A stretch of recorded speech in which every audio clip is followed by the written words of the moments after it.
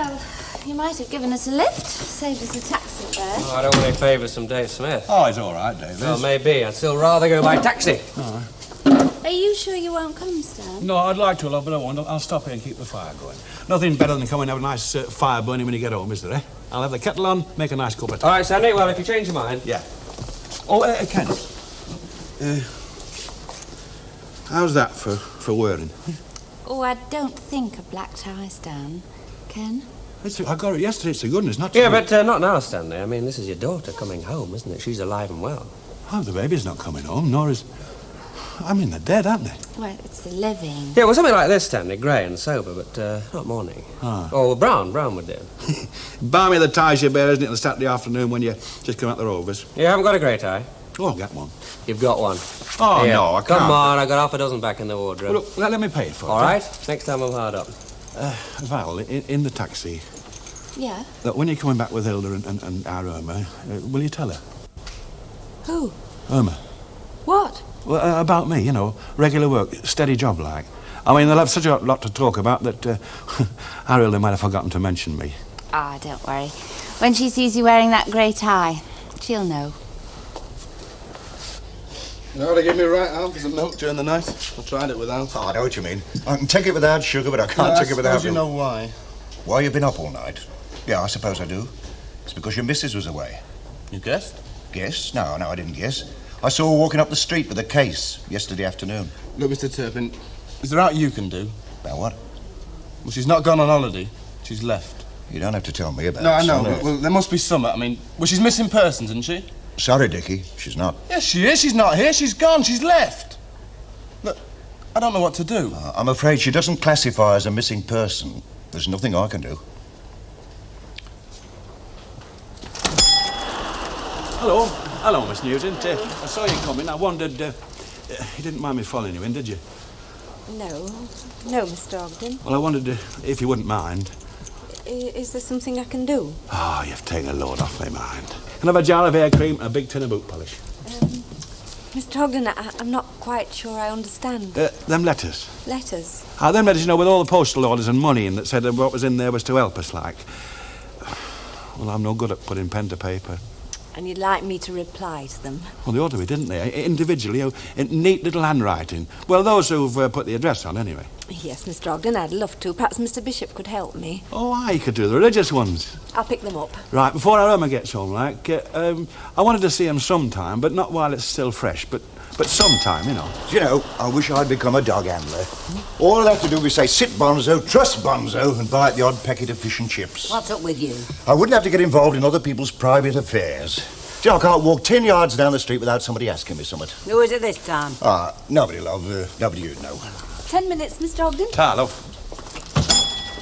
What time's she coming home then? Well, the plane's due at Ringway at 12:25. Was it black shoe polish? And a jar of hair cream. Yeah. And there was something else, and I can't think what it were. You could have phoned me, Chuck, or written. Well, you couldn't have done anything. Anyway, you've had enough troubles of your own recently. What do you mean, couldn't have done anything? You could have yapped your head off to me and that would have helped. Don't tell me it wouldn't have done. Who do I come to when I lose my skipping ropes? Val Barlow. So think on. Yes, I know. It's just that when something like that happens, you forget that there are other streets outside your own. Even that there are other houses in your own street. I think it took me a couple of days before I realised the buses were still running. Yes, I know, love. And I'm frightened, Elsie. Frightened? Hello. Oh, Ken, I'm sorry. Val told me. That's all right, Elsie. It's over now. I've asked the taxi to come 10 minutes earlier. There's a bit of a hold-up. They're digging Princess Parkway up, apparently. I think they're trying to bring the runway up to the town hall. Oh, you won't be late? Any second. Well, you made sure he got the address right? I spelt it out. And does he know what plane we've got to meet? Love, the taxi driver's made this trip so often. It's now a question of the pilot being worried about meeting his taxi. Stop worrying so much. Well, I would hate them to arrive and nobody be there. Oh, I'm not looking forward to it, Ken. No, neither am I. I should be expecting David to get off the plane with her. Right, I've just paid your taxi off and sent him away. You've what? Well, I don't want him popping exhaust fumes outside my salon, not to mention all the sixpences he's ticking away on the meter. You've got a blasted cheek. Listen. Anyway, I've got to make a call on somebody in Wythenshawe. So I will drive you all the way to the airport and all the way back from the airport, absolutely free of charge, all right? And that way I'll make sure that my chief hairdresser gets back with a minimum of delay. Isn't he flaming lovable? I know, darling, that's what they all say. I feel sorry for the women of this world, there's only one of me. Come on, then. Come on. See you. Hello? Everything all right, then? Oh, yes, everything's fine. I haven't had much chance to talk to you lately. No, you haven't, have you? Yes, I'm fair glad about our Sandra marrying Ray. Yeah, so will I be if it happens. Well, that's not very nice. No, I'm not a very nice person. I just don't believe in things anymore until they do happen. Oh, it'll happen all right. Our Sandra's spending a heck of a lot of money preparing. Well, my mum can't, can she? She knows, your mum? Oh, yeah, she's very pleased and all. Do you know, it's just what my mum needs, a bit of good news after all that time in hospital. Yeah, she does. I reckon they'll be very happy myself. That's right. Get married and live happily ever after. Hello? Is Audrey there? It's me. Well, are you sure? No, I know, you wouldn't tell her, like... Look, it's just that a friend of mine's a policeman. He said, I've got to ring you to make sure. Well, you know, it's someone about withholding information against the law, and he's a sergeant. Well, no, I just wanted to... Hello? Hello?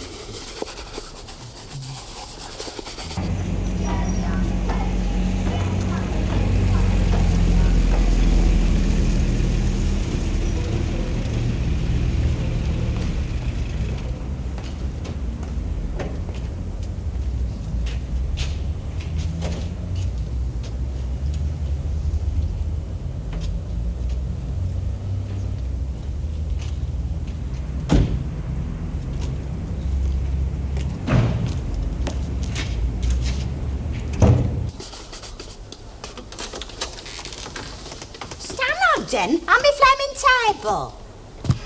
Oh, kid. Dad.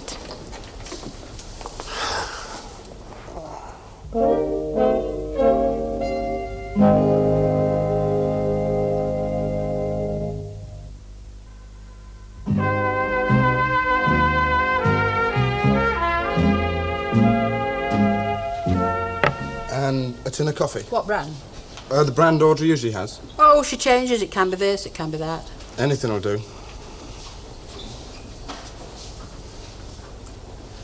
Right, what else? Some sugar. Some sugar. I see. 500 won't be enough. A bag. A small bag. £2. Yeah. You know, it's not like your Mrs. Isn't. She's usually much more explicit. Oh, yeah, well, you know, I forget other things on my mind. Is she working? Audrey? Who else? Yeah. No, actually, she's not too grand. Oh, she ill?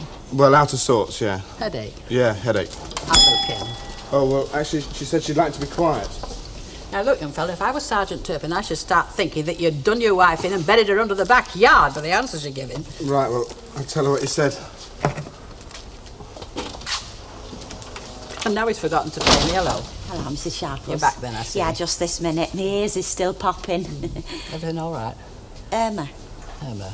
Oh, she's been a brick, Mrs. Sharpless. Honest, I don't know how she stood up to it. Ah, well, it's always like that with bereavements. You get caught up with plans and happenings and things. You just don't know what's hit you. Just as well, I suppose. Yeah. She's having a quiet sit-down now with her dad. Oh, where have you seen him? Just outside passing the window, He's dead smart. Bought a new grey tie. Oh, I have missed him. Couldn't bear thinking of him all them miles away. He's been a good husband to me, you know, Mrs. Sharpless. Do you know, he had that place spotless and the fire going a treat. And then we sat down and he put the kettle on. And then when it boiled, he remembered he'd forgotten to get any tea, so that's why I've come. I'm glad to be back. Oh, the journey, yeah, it was all right, Dad. Ah, it's a long way, isn't it? Yeah. I looked it up on the map. Oh, yeah. Those old maps you had at school, you know. There was a nice fella behind us on the plane. All right. Kept offering me and my mum chocolates. Ah, well, of course, you meet nice people on aeroplanes, don't you? Have you been on an aeroplane? Well, no, not exactly, no, but there's a lot of nice people about, you know.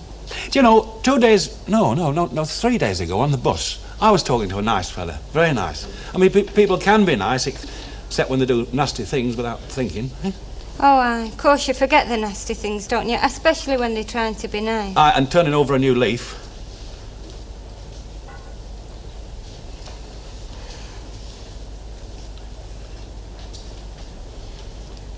I like your tie, Dad. Yeah. Ken give it me. It suits you.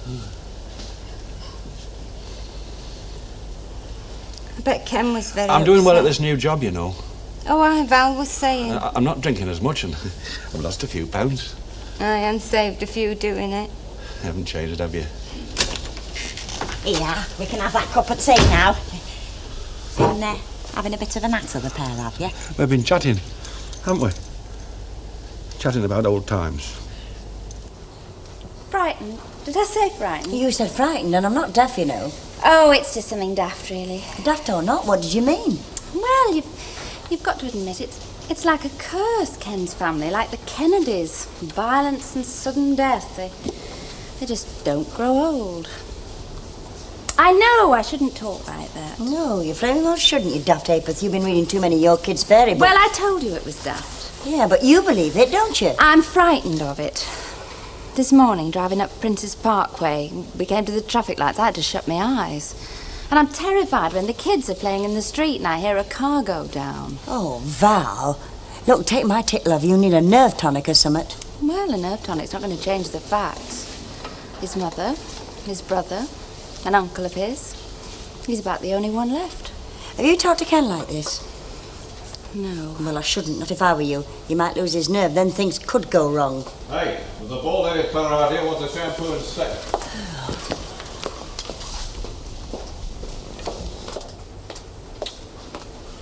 It suits her. Sadness. Who? The widow. Mind you, I only got a chance to size up form in the driving mirror. I nearly went through the lights at my side doing it. Come off it, you're not as bad as all that. 600 quid, eh? Yes, and you know something? I think she could have done it for 10. You what? 10 quid. Well, if an immigrant sticks it out for 2 years and then they want to come back, providing they've got a good reason, they can do it on an assisted passage. 10 quid. Well, she'd stuck it out for nearly 2 years, hadn't she? Mind you, I think that's right, I'm not sure. Have you told them this? Well, there wasn't much point, was there? Hilda Ogden just had to go to Australia. Why? Goodwill? What, in the bookie business? Oh, come off it. There's no goodwill in my business, Dan. I've told you before. The only people who come into my shop come in through greed. If the Archangel Gabriel was running a betting shop, they'd fleece him of his wings, his trumpet and his wallet, all on a 10-bob each way bet. Well, why? Why the 600 quid? Well, I'll tell you about it someday. How's the takings? Ernie Bishop said he'd help me with them tonight.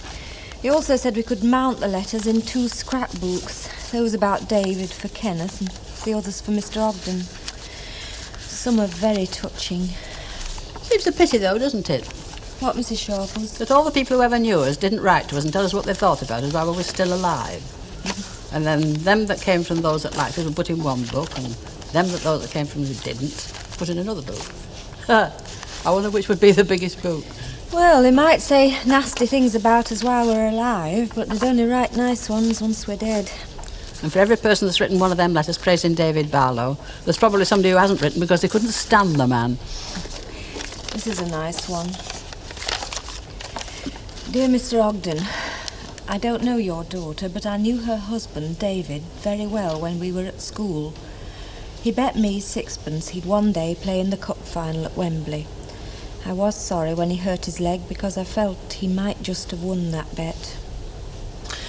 Well, lassie, somebody just doesn't go across and invite the Ogdens over for a drink. They'll be sitting moping round the fire all night. Yes. I suppose it's up to me. I'll walk down with you. Right, love. You know, sitting in that car today, driving down Parkway with the sun shining, I got a thought. A car. A car? A car, love. Yes, you know what a car is. We used to have one. Colleague of mine's driving down to Larne tomorrow. That's Dylan Thomas country. He wants to read Undermilk Wood out loud with a real sea and seagulls coming in on cue. The only thing is, he's got a Scottish accent. You know, we should do things like that this summer, love, to take our mind off things. You know, the last time you had a car, it just stood in the street, a shelter for tired tomboys. Ah, yes, but this time I got the call of the open road. Oh, not a car, Ken. Not a car, Ken? What do you mean by that? Well, I don't know how you could after David. Oh, don't be silly, love. There's millions of cars on the road. They don't go crashing into each other. Besides, I'm a careful driver. Could be the other fella, you know. Could be, but I've got a very good guardian angel. He knows his job. Touch wood. Oh, well, I'll leave you to sort it out. Oh, and Val, don't walk on the ladders. Touch a sailor's collar. Never look at a new moon through glass, and when you do, turn your money over. You daft apron. What's she on about? Hey, I shall have to get used to calling that from now on, shan't I? Brother. In-law. Well, in-law, what's the difference? A lemonade. Have a lemonade. Betty, a lemonade for him. Of course, I suppose we're all brothers, really, aren't we? And sisters, of course. Well, now, that depends what union you're in, doesn't it? What union are you? I suppose the nearest is the Police Federation, you know, with being married to Mr. Turpin. Well, there you are, you see, and some of us are fathers. And the farther away, the better. Better give him a packet of crisps and all. It could be his big night out. Hey, I like that, you know. What? Union. Because, in a way, we are brothers because of a union, aren't we? When you marry our Sandra. The union of two souls. I think you better make it cheese and onion, Betty. He's under pressure. Are you off, then? Yes, to see Sister Audrey. You see, she's not been into work today, and there's that letter from the Prime Minister marked urgent. Union of two flaming souls. Hello, Jack. Jack Hollingworth. No, it's Dickie Fleming. Yeah, I'm fine, thanks. No, look, I wanted to know if Audrey called in to see Jean today. She went shopping. She didn't. Yeah, we'll have that drink sometime. But, ta-ra, Jack.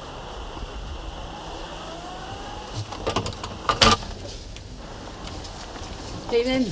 Hello. Oh, I'm glad you came. Oh, wait. Smashing to be back.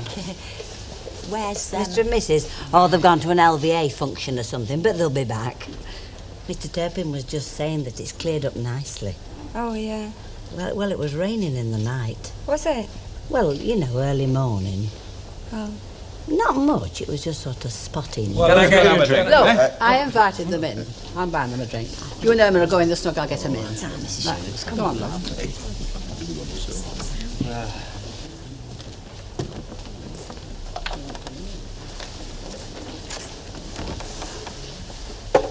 Oh, it's not been cleaned much, this place, not since I left. It's all right. There's a new polish come out, you know, we're on telly. It's Dad. All you have to do is spray... What is that? This.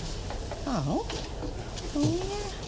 Dear Mr. Ogden, knew him very well when we were at school. He bet me sixpence he'd one day... It's about David. He'd one day play in the cup final at Wembley. I was sorry. Mum, why did it have to happen? Oh, no. It's not fair, is it? David should be here now. And my son. David and my son. I mean, that's all I had, isn't it? What else is there? No, love.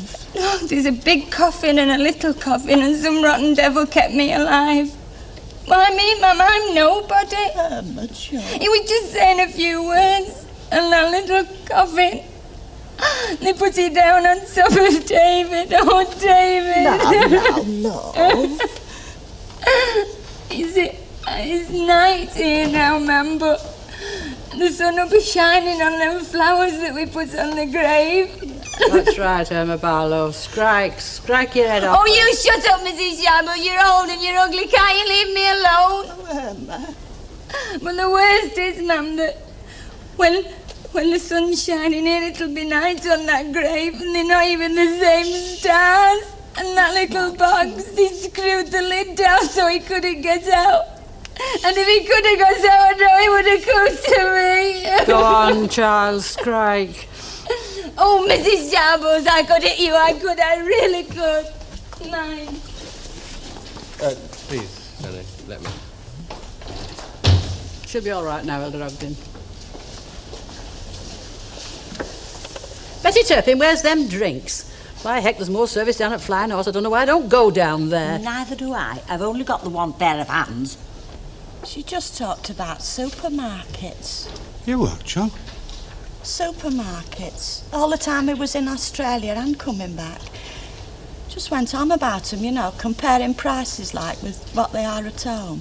Here. Do you think I should follow her? No, sit down and have your pint.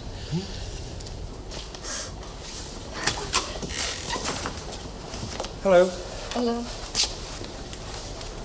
Feeling better? Yeah, I'm all right. I'm sorry about... Sorry? What for? He was your husband. Well, he was your brother. Yeah. You're not like him, are you? He's the brainy one. I'm the one with the good luck. I used to call him the little grocer. He didn't like that. Irma, can I ask you something? That's if you don't mind talking. No, I'm all right now. Honest, I don't know. He just got all bottled up. Well, just before he crashed, did he say anything? Famous last word, you mean? Yes, that's right. Famous last word. And it wasn't very famous. Not like you read in the history books. It just said, we'll stop a bit further on down the road and get some petrol. I don't think he finished the last word. Thanks. What, do you feel like getting back now? They'll all be laughing at me. That's right. Laughing their heads off. Come on. Ken, is that how people die? Halfway through saying a word? Sometime.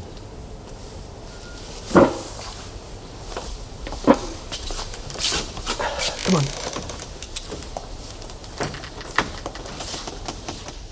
I am your friendly door-to-door salesman. Is your good lady at home? She doesn't Because want to... if so, I'd like to interest her in a sweeping brush or maybe a Swahili dictionary. Look, if you don't mind. Today's special offer, you see, if you buy 6 sweeping brushes, you get a free Swahili dictionary, plus the chance to go on 10 days holiday in Liverpool, taking in Outer Mongolia and various parts of Iceland. She's not in. Not in?